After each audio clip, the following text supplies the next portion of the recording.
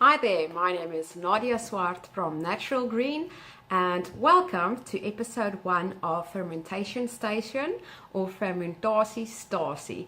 Today we're going to talk about kefir, and the most common question asked is, what is kefir? Okay, we're talking about milk kefir today.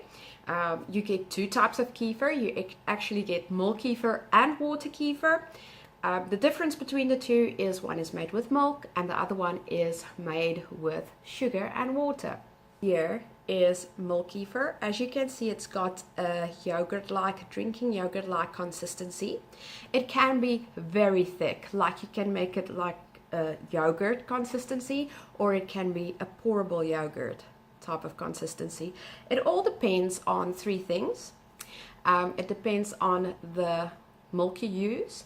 Goat's milk makes a thinner kefir, and cow's milk makes a thicker kefir. So I've got a whole range of different milks, or there's a whole range of different milks you can use to make kefir. You can even use nut milk to make kefir. So there's different ingredients that you can use. I can link a post for you at the description below where you can have a look at the different types of milks I've tried out before.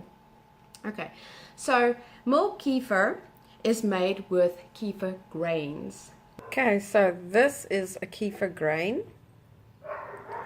As you can see, it's not really a grain, it's actually a gelatinous mass. That's the kefirin. It's good.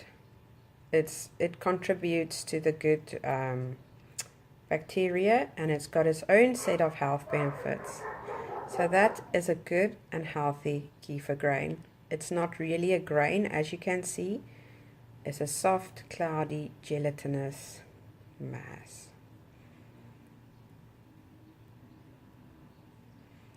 You can break them apart if you like. Now the kefir grains, that is what actually ferments or eats the lactose in the milk and makes kefir. Now milk kefir is one of the richest probiotic fermented foods that you will ever get, or that I know of. Let's rather put it that way. Milk kefir actually contains anything from 30 to 52 different strains of probiotics. And I've talked about that in another video of mine. You can actually go see the article that I've wrote on my website. I'll also leave the link for you below. So where I describe what the purpose of probiotics are and how it changes, or how it can change your life. So the milk kefir grains live on the lactose and it makes kefir. Now this whole kefir making process have been done for actually thousands of years, and there's a lot of stories about kefir and where it actually comes from. But the most reliable story or source that I've found is the one about the Caucasus. There's many people that reached the ripe old age of 100 and above, and they credit their health and longevity to kefir, to drinking kefir. And these people, they will actually drink it with every meal. It not only makes the nutrients and vitamins and enzymes bioavailable or more available for the body to absorb, but it also helps with absorbing the food that you eat when you drink fermented foods or kefir. So the taste. Kefir can have a tangy taste. It can taste sour. And there have been people that have associated kefir, or the taste of kefir, with sour milk.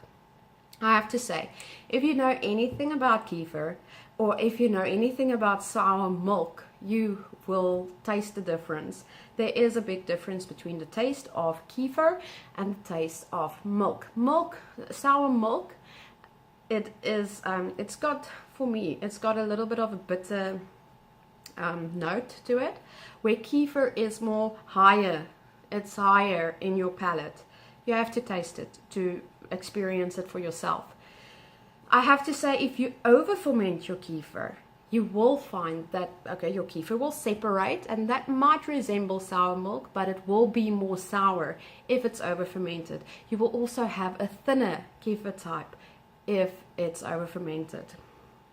So when making kefir, 3 things that you have to remember, or that you can have a look at, is your ratio between your milk and your kefir grains that you are using. The other one is the time that you're fermenting your kefir in, and also the temperature that you ferment your kefir in. And that will determine whether you've got a thicker or a thinner kefir. And of course, yes, also the other thing, what type of milk you are using. That will also have an impact on the texture and the taste of your end product. A lot of people also ask me how they should drink their kefir. How much kefir should they consume? Well, the short answer is it all depends on you, your body. We've got different body systems, okay, or different body types. Our microbiome differs greatly.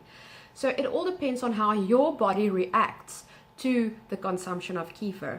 But kefir is a milk product, so you can work it into your milk portion that you allow yourself daily. So you can substitute your full milk portion with kefir, or you can just substitute part of it. So when you would normally eat yogurt or drink milk with your porridge, you can have kefir instead. Okay, you can second ferment your kefir. I'm quickly going to show you how to make kefir, just quick. And then you can also second ferment your kefir to make it thicker and to add more probiotics and make it even healthier.